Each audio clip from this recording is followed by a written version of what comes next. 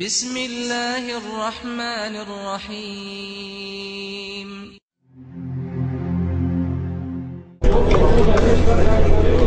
إن الحمد لله نحمده ونستعينه ونستغفره ونعوذ بالله من شرور أنفسنا ومن سيئات أعمالنا. من يهده الله فلا مضل له ومن يضلله فلا هادي له. وأشهد أن لا إله إلا الله وحده لا شريك له.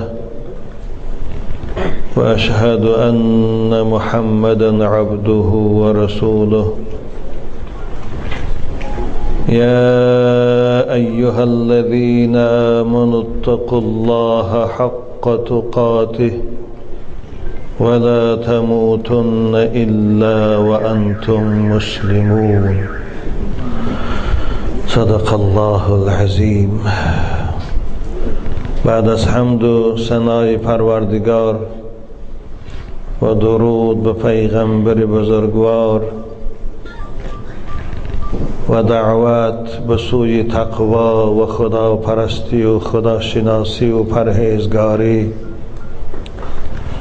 اولا از خداوند مهربان برای یکایک شما جوانان و عزیزانی که اینجا هستید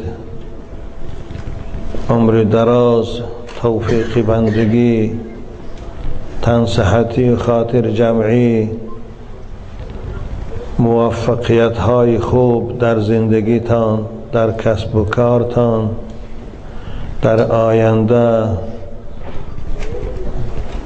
کارهای میکردگیتان از خدای مهربان طلب دارم و تمنا دارم.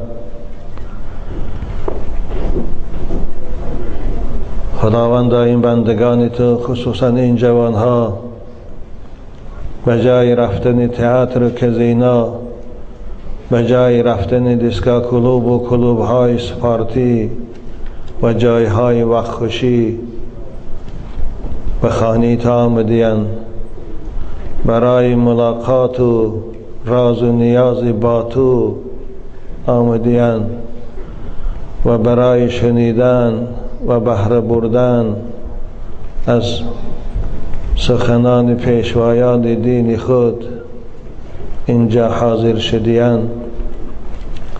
هر مراد و مقصود که داشته باشن خداوند تو خود حاصل کنندی مقصودها هستی و برارندی حاجتها هستی و رسانندی به آرزوها هستی. این بندگان خدا، خصوصا این جوانا را به مقصودشان رسان و هر آرزویی که داشته باشند به آرزوشان برسان. جوانای عزیز، بار دیگر همتان خوش آمدید میگویم به این درگاه عبادت و طبق وعده که دیروز با شما داده بودم. الحمدلله هم که خدا به ما این فرصت داد، به وعده خود وفا کرده استادیم. با شما تا نماز شام صحبت میکنم و یک جای با توفیق پروردگار نماز شام میخوانیم و با یک دیگر خیر خوش میکنیم و شما را به خدای مهربان امانت می سپاریم تا روز جمعه و نماز جمعه.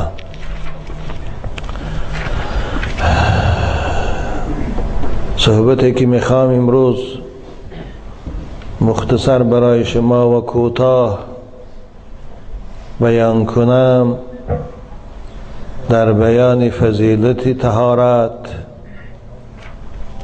و رفتن مسجد است. بعد انشاءالله جواب گفتنی سوال هایی که روان کردید. طهارت چی فایده دارد؟ فایده جسمی و ظاهری، فایده باطنی و معنوی، و چی ثواب دارد؟ میخواهم برای شما عزیزانی که هر روز 5 بار طهارت میکنید بیان کنم. آیا طهارت کردن برای نماز این حتمی است؟ آیا می شود نماز به طهارت خواند؟ این سوالات است که امروز این ساعت با خواست خدا جواب بیابید. اعوذ بالله من الشیطان الرجیم.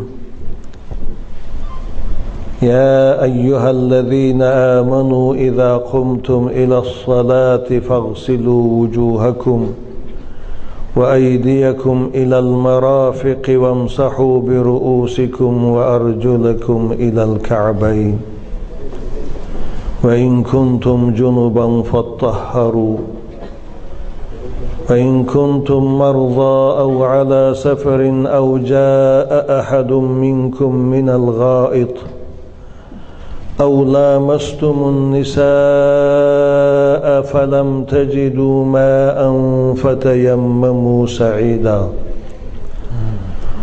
فتيمموا صعيدا طيبا فامسحوا بوجوهكم وأيديكم منه ما يريد الله ليجعل عليكم من حرج ولكن يريد أن يطهركم وليتم نعمته عليكم لعلكم تشكرون. صدق الله العظیم. این آیه مبارکه سوره مائده است. خداوند با خیلی ندای فارم و شیرین، ندای خداوند به سوی بندگانش مهربانانه و ندای حبیب به سوی محبوبش، همین شما بندگان خدا محبوب خدا هستی، می فرماید ای کسانی که ایمان دارید. البته کسی طهارت میکنه که او ایمان دارد، کسی طهارت میکند که او باوری به روز قیامت دارد، کسی طهارت میکند که او باوری به ثواب و به جزا دارد. بنابراین خدا به مؤمنها خطاب کرد، به عموم مردم خطاب نکرد. کسی که مؤمن است دعوا میکنه که مسلمان است و مؤمن، باید این ندای پروردگارش بشنود، باید این ندای پروردگار خودش ده لبیک گوید و جواب گرداند. کرد ایزید مر تو را از نیست هست، از برای آنکه باشی حق پرست. عطار خدا رحمت کنه میفرماید ای کسانی که خواه مرد استید و خواه زن، خواه جوان است خواه پیر، خواه پهلوان است خواه ناتوان، خواه ثروتمند است خواه کمبغل، خواه تن صحت است خواه بیمار، خواه ملا است خواه ایشان، خواه کلان زاده است و خواه غلام زاده. وقتی که ایمانی به خدا داره، اذا قمتم الى الصلاه، وقتی نماز که فرا رسید، مثل نماز عصر که الان فرا رسیده است، و شما طهارت ندارید، طهارتتان شکستگی است، بینیتان خون شده است، یا از گوجای بدنتان زرداب برآمده است، یا خوابتان برده بود، یا اینکه پیشاب کرده از قفا پیش قفا چیزی برآمده بود، یا یگان جای بدنتان خون شده، خون جاری شده بود. وقتی که طهارت ندارید، میخواهی که تا به نماز برازی با پروردگار خود باز ایستید، روید طهارت کنید، طهارت کامل کنید، به حضور دل کنید. آغاز طهارت به بسم الله الرحمن الرحیم شروع کنید و در دلتان نیت کنید که خدای من طهارت می سازم به خاطر آنکه از حدث پاک شوم و عبادت تو برای من درست شود. خدای من از حدث، از ناپاکی ها و آلودگی ها ظاهر خود پاک میکنم. تو خدایا داخل من، روح من، ایمان من پاک کن. تاجیکی دعا کنی به دلاتان، به زبان شعر نیست. اذا قمتم الى الصلاه فاغسلوا وجوهکم. وقتی که طهارت میکنه بسم الله الرحمن الرحیم که گفته اول دو دست خود تا بندیده 3 بار بشویه، بعد از آن دهان خود 3 بار آبگردان کنه با انگشتان خود یا با مسواک اگر داشته باشه دنداناتان مسواک کنه. بعد از آن بینی خود تا 3 بار آبگردان کنه، زیرا 3 بار شستن هر اعضا در طهارت این سنت پیغمبران است، این سنت حبیب دلها محمد ابن عبدالله است. اگرچه 1 بار دم می شود، اگرچه 2 بار دم می شود، اما 3 بار این سنت است عزیزان من. بعد از شستن دهان و بینی روی خود 3 بار بشویید، از طرف راست آغاز کنید، این تو بشویید. در وقت شستن رو به دلتان دعا کنید خدایا چگونه با شستن آب روی خود تازه میکنم، در روزی که از قبر میخیزم روی من سفید گردان. یوم تبیض وجوه و تسود وجوه. بعد از شستن رو 3 بار دستان خود تا آرنج 3 بار بشویید. خیلی هم احتیاط کنید در شستن دست و رو که مویها یگان جای او خشک نموند. 3 بار شویید. اول دست راست با همراه آرنج، بعد از آن دست چپ با همراه آرنج، بعد از آن مسح سر کنه 1 بار، بعد از آن پایهای خود شویید اگر پای لچ باشه، اگر محسی داره، موزه داره، سپاشکه داره، پای به طهارت پوشیدگی هسته بالاش هم مسح. در تابستان ضرورت نشود بالای محصیات جورباد مس نکشد، زن مس جوربای تنک باشد. در او جوربی که رسول اکرم مس میکشید او رو فقهای ما، تمام علمای مذهب ما، از محدثاش از فقهاش سر کرده، او جوربای غفص بود، مثل بعضی موزه های لطگی بود. خوب اگر رفت زمستان است شستن پا براتان حرج دارد، اینجا زمستانش خنک است، خیلی ناراحت کننده است، آن صورت می شود بالای محصیاتان مس کشید در حالتی که خوفی سردی و خنکی تاثیر کردن باشد. خلاصه این آداب ظاهری طهارت است. بعد از آن که طهارت کرده از جای خود خیستید، گویید اشهد ان لا اله الا الله وحده لا شریک له و اشهد ان محمدا عبده و رسوله. برای چی عزیزان من؟ چون آغاز طهارت به بسم الله آغاز کردیم، آخر طهارت به گفتن کلمه شهادت به پایان رساندیم. زیرا رسول اکرم صلی الله علیه و سلم می‌فرماید من ذکر الله عند وضوئه طهر الله له جمیع جسده. کسی که در وقت طهارت بسم الله الرحمن الرحیم میگوید، که این روایت فقها آورده هستند، طهارت شروع به سبب این طهارت خدا همه اعضای بدن او را، گناهایی که کرده است با دستش و با چشمش و با پاش همش پاک میکنه، میشوید گناههای صغیره را. اما اگر بسم الله نگوییم فقط همون جاهایی که آب رسید همون طاهر میشه، تازه باقی مانداش طاهر نمی شود. بنابر فایده بسم الله همین است. از مثل حضرت عمر رضی الله تعالی عنه رو پرسیدن از آداب طهارت. حضرت گفتند الوضوء الکامل یطرد عنک الشیطان، طهارت کامل از شما شیطان وسوسش دور میکنه. گفتن نبر طهارت کامل با بسم الله شروع میکنی، به دل نیت طهارت میکنی، هر اعضا را 3 بار میشویی.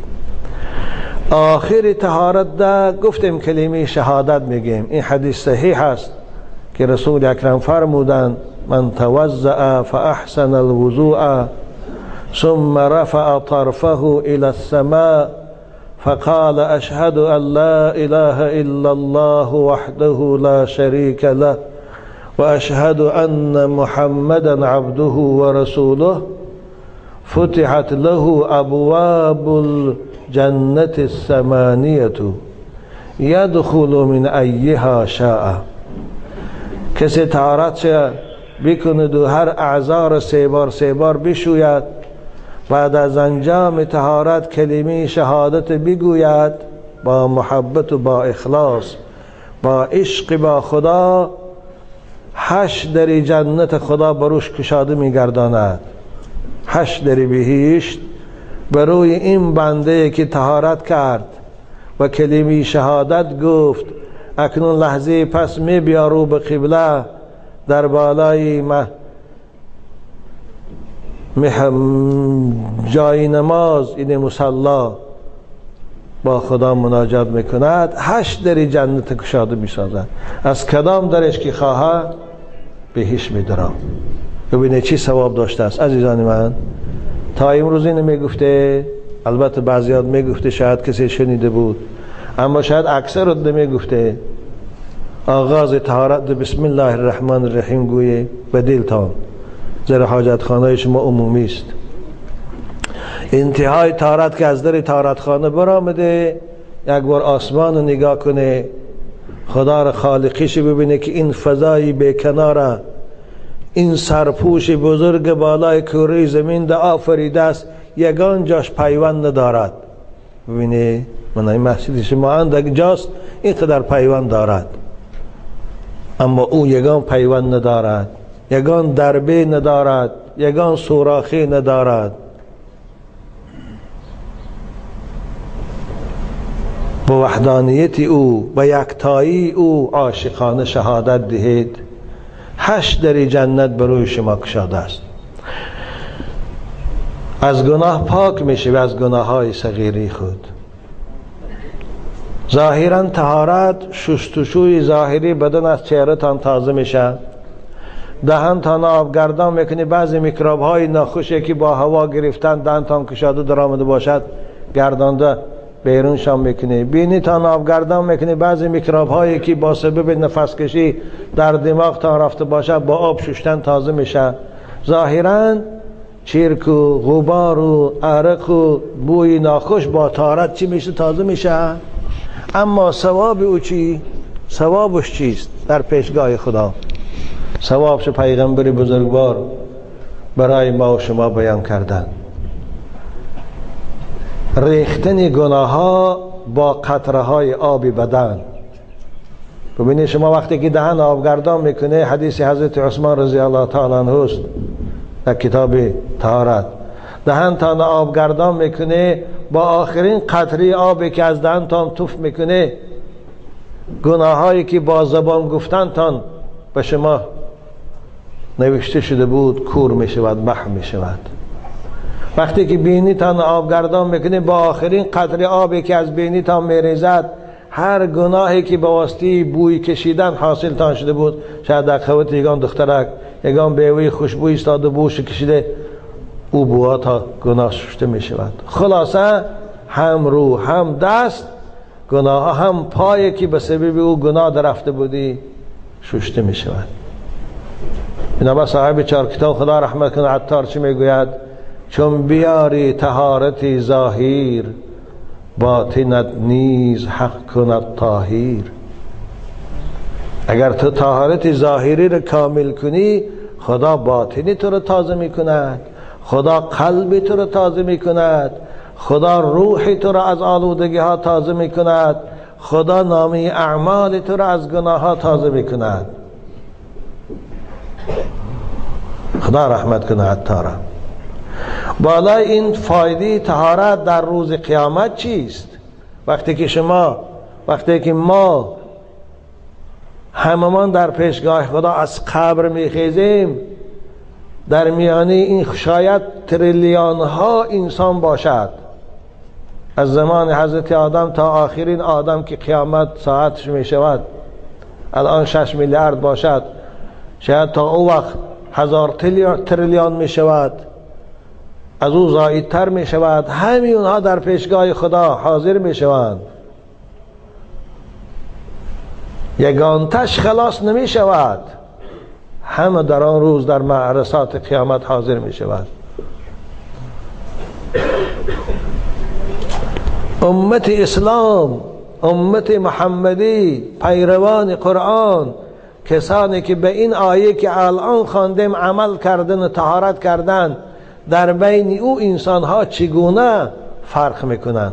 حضرت فرمودند، اینم حدیث صحیح است، ابو هریره روایت میکند، ان امتی یدعون غرا محجلین من آثار الوضوء.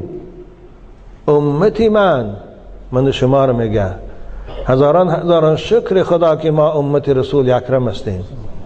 عزیزان من، شما به این همیشه شکر گویی، هر روز 1000 شکر هم گوییم کم است، زیرا خداوند ما را به طفیل حبیبش بهترین امت در بین جامعه بشری از اول تا آخر قرار داد. کنتم خیر امت اخرجت للناس. ما را به سبب حبیبش روز قیامت که از قبر میخیزیم زیباترین امت، زیباترین انسان ها گردانید. ان امتی یدعون غرا محجلین من آثار الوضوء.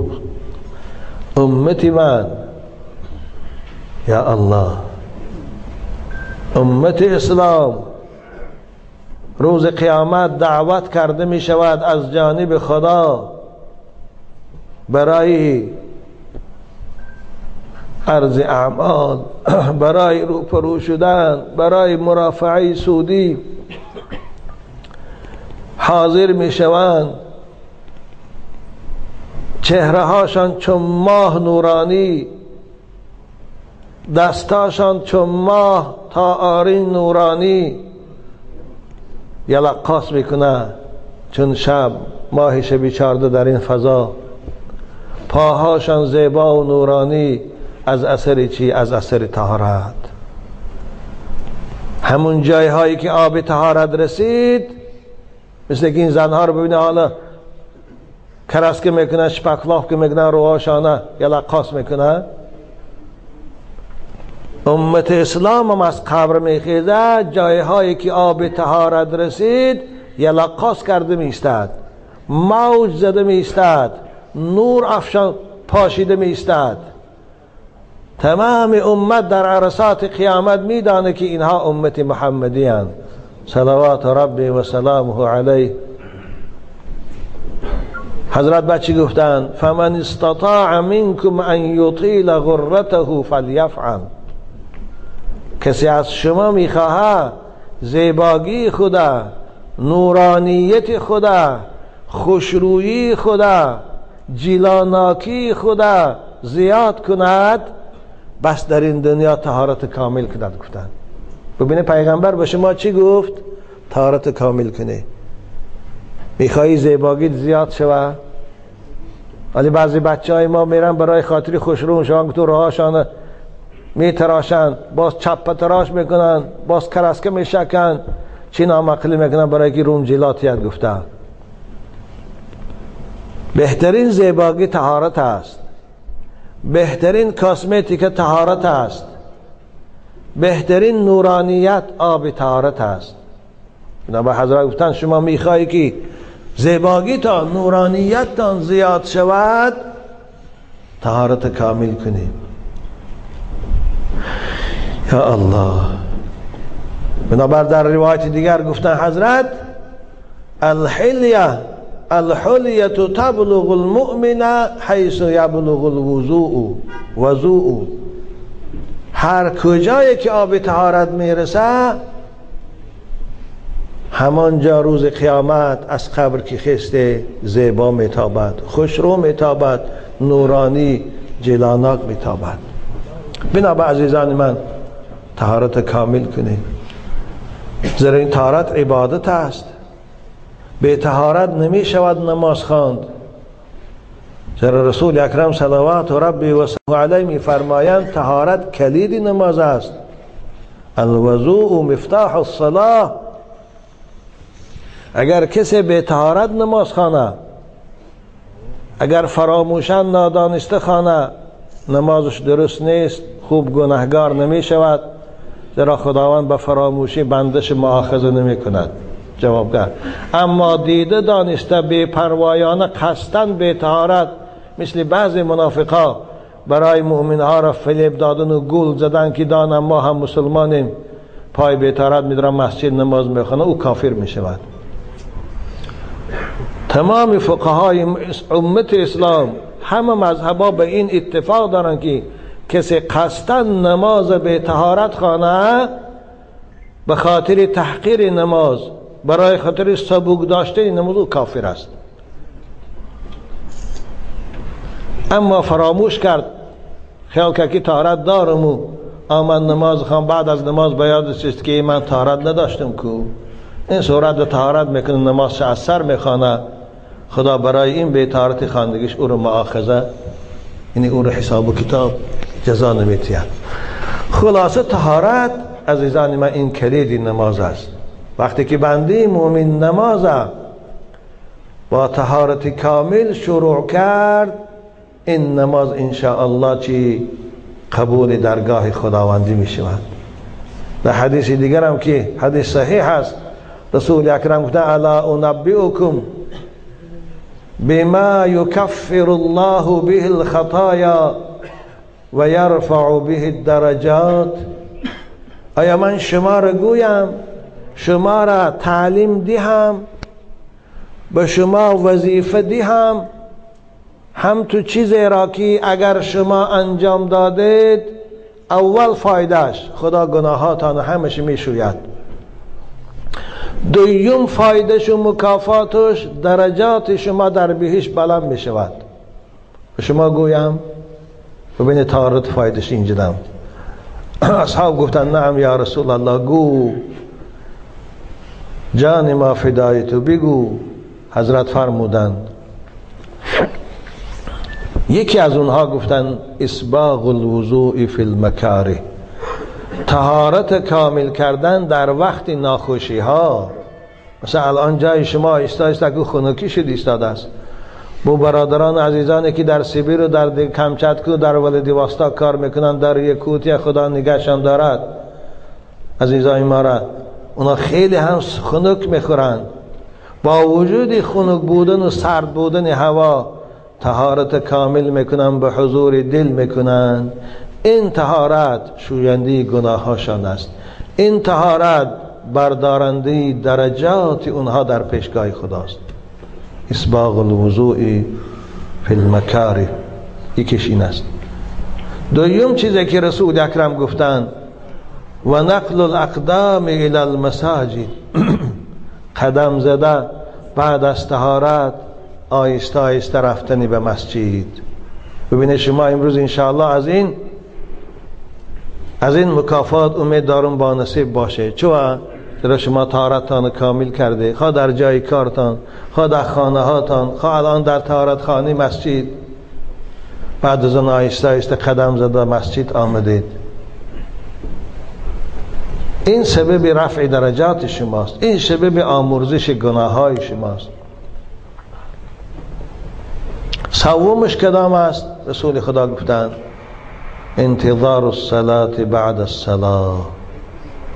خوب نماز عصر من میخوانیم، همه یک جایی صحبت کرده میشینیم، به خاطر چی؟ به خاطر انتظاری کردن نماز شام، که شام شود و شام هم خوانیم، بعد از آن به خانه های خود رویم. شام که خواندیم به خانه ها رفتیم، باز ساعت نگاه میکنیم که وقتی نماز خفتن شد و باز خفتن بیاییم خانیم، یا در محلی خود جماعت مسجد رویم خانیم. یعنی این سه چیز ببین پیغمبر برای شما چی آسان کرد بهشت در آمدن شد، چی آسان کرد آمرزیده شدن گناه ها را. یکی طهارت کامل کردن، دوم مسجد رفتن، سوم در انتظار نماز فکر و اندیشه کردن. این سه عمل سبب چی است؟ رسیدنی به پیشگاه خدا به جنت جاودانی است. خداوند به همین ما و شما توفیق عنایت فرماید که این سه تعلیم پیغمبر دادگی را انجام دهیم و به مکافاتی که حبیب دلها اعلان کردن یکایک برسیم. خوب این در صورتی که آب باشد طهارت کردیم، اما رفت و آب نباشد چی طهارت کنیم؟ خداوند در این آیه مبارکه احکام تیمم هم بیان کرد، احکام غسل هم بیان کرد. در دوامش خدا چی میگه؟ و این کنتم جنوبا فطهروا. بندگان من اگر رفت شما جنوب شده، خواب احتلام شدن باشد، خواب علاقه جنسی کردن با هم سراتان باشد، جنوب که شده، پیش از آن که به نماز بیستید، خواه نماز بامداد از خواه پیشین، از خواه شام، خواه عصر، خواه خفتن. زیرا همخوابگی با همسر هر وقت درست است، بعد پیشین هم درسته، بعد عصر هم درسته، بعد شام و خفتن هم درسته. که که حوصله داشته باشی اگر جنوب که شده، خدا چی میگه؟ پیش از آن که به نماز می ایستید و مسجد می روید فطهروا، خوب بدن خود شستشو کنه، یعنی غسل کنه، بدن تان همیشه با آب 3 بار شوی تازه کنه. بعد از شستن و تازه کردن باز لباساتان پوش خوشبویی کنه، بعد از آن به مسجد روی فطهروا. اگر رفت و جای شما هسته که آب نیست، یا آب هست و شما امکانیت استفاده بردن ندارید، به سبب چی؟ به سبب بیماری. خداوند شما را هرگز بیمار نسازد. در این مسافرت ها بیماراتان خداوند به حق و این یمسسک الله بضر فلا کاشف له الا هو شفاتیت. ببینید در حالت بیماری هم خدا نماز ساقط نکرد، در حالت بیماری هم خدا طهارت ساقط نکرد، در حالت بیماری هم غسل از جنابت ساقط نکرد. در دوام خدا چی میگه؟ اعوذ بالله من الشیطان و این کنتم مرضى او على سفر او جاء احد منكم من الغائط او لامستم النساء فلم تجدوا ماء. آب نداره یا آب هست و هوا آنقدر سرد و خنک است که اگر در بدن تا ریز یخ میکنه یا یخ هم که نکنه آخر سرایت میکنه، کسل میشه. حالا بسیاری بچه ها رو من میدانم کسلی پیشابشان نمی ایستد. خوب به اصطلاحشان چیزی که گویند به این مبتلا هستند. اثری استفاده بردن آب خنک است عزیزان من. بنابر امکانیت یافته باشه این مستحباتانه با آبی گرم کنی عزیزان من. اگر جای خنک باشد با لطه هایی که هست و کاغذهای ملایم خوشرو برآمده است با او خودتان خوب خوش کنه، همون هم کفایه میکند. اما آب خنک استفاده نبره. من دلم بسیار برای بچه‌ای که پیش میروند که پیشا با من نمیسته بایشان چکیده میسته، دلم برای اونها میسوزد که در این ایام جوانی الکید اونها به این بیماری مبتلا شدند. او پیشتر انسانهای قدیم با قوت بودن، پهلوان بودن، ارگانیسمشان خیلی هم سالم بود. دیگر این کنها سختی قدی کلام شدگی بودن، بنابر آب خنک دو آبازی میکنن خبر نمیشدن. آب خنک دو اما شما امروز جوانان خصوصا ما طاقت آب خنک نداریم. 2 بار مستحب کردن و استنجا کردن با آب خنک تقدیر ما را حل میکنند. بنابراین خداوند در اینجا برای ما بندگانش مهربان است. نگفت است که مرده تا آب خنختی طهارت کن. نه، تو خدای حلیم داریم، خدای محبوب داریم، رحیم داریم، مهربان. که چی میگوید؟ فتیمموا، تیمم کن بنده ایمان، و جان خودت جبر نکن، تیمم کن با خاک پاک، با بالای من این گلیمایی که تازه هستن بالای من تیمم می شود. در همین هم چند دارند. وقتی که آب زیان دارد، وقتی که هوا سرد زیاد است، تیمم هم برای غسل درست است، هم برای طهارت. شما سحری خسته جنوب هسته، امکانیت آب گرم کردن نداره، حمام دور است، آزار میابه، یک تیمم کنه، هم غسل حساب هم طهارت حساب. به هوای نماز بامداد تا نخانه فتیمموا صعیدا طیبا. در تیمم چی کار میکنه؟ فامسحوا بوجوهکم و ایدیکم من. دستاتان بالا کنه، آستیناتان تا آرنج، مثل که در طهارت میکنه. یک بار دستان در زمین زنه، ثانی اول روتان شکه این تو، و یک بار دیگه زنه دستان این تو شکه. نه، این دو ضرب است مذهب ما در تیمم. اگرچه دیگه مذهبات یک ضرب هم کفایه میکنه، اما در مذهب ما دو ضرب است. یکی برای رو میشه که خوشروک، یکی برای دو دست. این خود طهارت است. پا باتان شکه نمیشوی، میخیزه نمازتان خواندن. ببینید چی خدای مهربان داره. نمیخواه بندگاش آزار یابند، نمیخواه بندگاش خنک سرما خورند، اجازتشان داد تیمم کنن، نمازشان خوانند. فتیمموا صعیدا طیبا. لیکن در تیمم بازم میگم خاک پاک شرط است. نیت کنه او خاک پاک، یعنی جایی که ضرب دستان میزنی باید طاهر باشد، نمازی باشد. اگر رفت جای پلید باشه بالای دو تیمم درست نیست. نه دیوارات هم درست میشود، گلیمات هم، کرپه هایی که نمازی باشند، جامعه نمازی باشد، چنگ داشته باشد، بالای وید هم درست میشود، من بالای اسوالات هم درست میشود. خلاصه تیمم کنید، نمازتان خوانید. فتیمموا صعیدا طیبا فامسحوا بوجوهکم و ایدیکم منه ما یرید الله لیجعل علیکم من حرج. خدا در آخر چی میگه؟ بندگان من، خدا هیچگاه نمیخواد شما در مشقت افته، خدا هیچگاه نمیخواد که شما سختی ببینه، آزار ببینه. ولکن یرید لیطهرکم. خدا میخواد با امری به طهارت، با امری به غسل، با امری به تیمم شما را پاک سازد، هم از آلودگی های ظاهری، هم از آلودگی های باطنی که گناه است. خدا به فرض کردن طهارت و تیمم این از ما میخواهد. ببینید کسی طهارت کنه همه بدنش پاک است، مستحب کنه همه بدنش پاکیزه، بدنش بوی ناخوب نمیکنه، بدنش بوی نجاست نمیکنه، بوی عرق نمیکنه. خدا این از ما میخواهد. خداوند پاک است، نظیف است، خوشبوی است. از بندگانش پاکیزگی را دوست می‌داره، خوشبویی را دوست می‌داره. ما كان الله ليريد ولكن يريد أن يطهركم وليتم نعمته عليكم لعلكم تشكرون. خلاصه این بود فایده های طهارت. طهارتی کرده شده حتما بعد طهارت اگر فرصت داشته باشه، بازم میگه این فرصت داشته باشه، وقتان فراخ باشد، درای دو رکعت شکر وضو خانه. نیت شکر وضو همین نیت نفل است. نیت کردم بگذارم نماز، رو آوردم به قبله، قبله بجد کرد. در نیت شکر وضو در دو رکعت شکر وضو گفتن شرط نیست. به دلتان نیت کنه، به زبان هم نگویه می شود.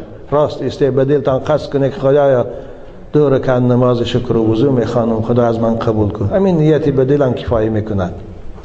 نیت کنه دو رکعت شکر وضو خوانید، کدام سوره که میتونید خوانید. ثواب شکر وضو رو برای شما میگم، بعد از صحبت به پایان برسانم. چی ثواب دارد کسی که شکر وضو میخواند؟ رسول اکرم صلی الله علیه و سلم از معراج گشته آمدند، بعد از تماشای بهشت با زیبایی هاش و بعد از دیدن کردن دوزخ با عذابهاش گشته آمدند. حضرت بلال رضی الله تعالی عنه که مؤذن رسول خدا بود، همراه با صحابه ها پیش پیغمبر خدا آمدند. حضرت گفت یا بلال اخبرنی بارجا عمل عملته فی الاسلام. بلال تو به من گو چی وظیفه داری، چی بندگی داری، چی طاعت داری که به او امید کامل داری، کدام است عبادتت؟ به من گو که من فهمم. زیرا ما وقتی که در جنت گشت و گذار میکردم همراه جبرئیل امین، در هر جا شرفه پای تو رو میشنیدم، خیال میکردم تو بلال پیش من رفتی استادی. حضرت بلال که از اول همراه رسول اکرم بود، از جمله سابقین که بود، حضرت حتی شرفه پای بلال از دور می آمد میدانستم بلال است. من کجای بهشتی قدم نزدم شرفه پای تو رو شنیدم. بلال تو بهشتی هستی، لیکن به من بگو چی عمل کردی که خدا تو رو به این مقام رسانید؟ یا خوشا به حالش بلاله.